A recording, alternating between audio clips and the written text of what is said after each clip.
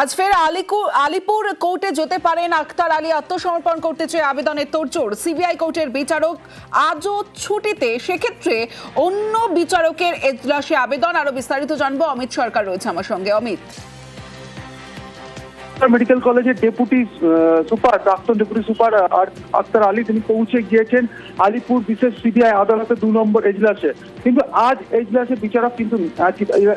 বিচারক ছুটিতে, সেই জায়গা থেকে তাকে সিবিআই কোর্ট নম্বর 1-এ তাকে আবেদন করতে হবে আত্মসমর্পণের। তো এখানে বারবার যে প্রশ্নটা উঠছে যে শুক্রবার, অর্থাৎ গত শুক্রবার এই আক্তার আলীর বিরুদ্ধে নন বেলেবল অ্যারেস্ট ওয়ারেন্ট বা জামিন অযোগ্য ধারাতে গ্রেপ্তারি পরোয়ানা জারি করেছে স্পেশাল সিবিআই কোর্ট 2 আলিপুর কোর্টে। সেক্ষেত্রে আজকে মঙ্গলবার হয়ে গেল, মাঝে যে 4টা দিন কেন সিবিআই এই আক্তার আলীকে গ্রেপ্তার করলো না? আক্তার আলীকে গ্রেপ্তার করার ক্ষেত্রে কোথাও কি দ্বিধাই রয়েছে সিবিআই? এই প্রশ্ন ইতিমধ্যে তুলতে শুরু করেছেন এই মামলায় থাকা অন্যান্য অভিযুক্তদের আইনজীবীরা।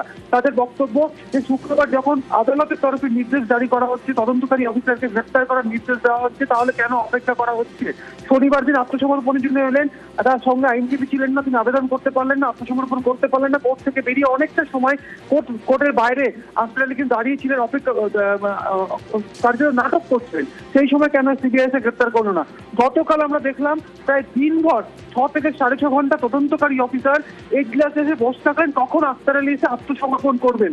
এখানে কিন্তু প্রশ্ন উঠছে, তাহলে কি তদন্তকারী অফিসারের কি দায়িত্ব নয় যে অর্ডার বা যে নির্দেশ দেওয়া হয়েছে আক্তার আলীকে গ্রেপ্তার করার ক্ষেত্রে নির্দেশ কার্যকর করা? তাহলে কেন অযথা কালকে সময় নষ্ট করলেন?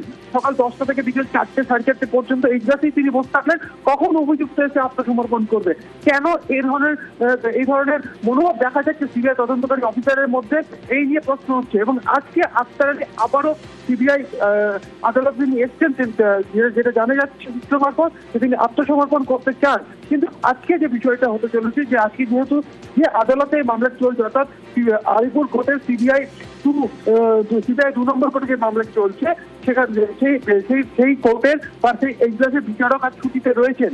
এখানেই কিন্তু যেটা আইনি সমস্যাটা তৈরি হতে চলেছে, যেহেতু বিচারক এই মুহূর্তে নেই, তাহলে সেই এজলাসে কিন্তু তিনি আবেদন করতে বা পুট আপ করতে কিন্তু পারবেন না। সেক্ষেত্রে তাকে 1 নম্বর কোর্টে গিয়ে তাকে আবেদন করতে হবে। এবার 1 নম্বর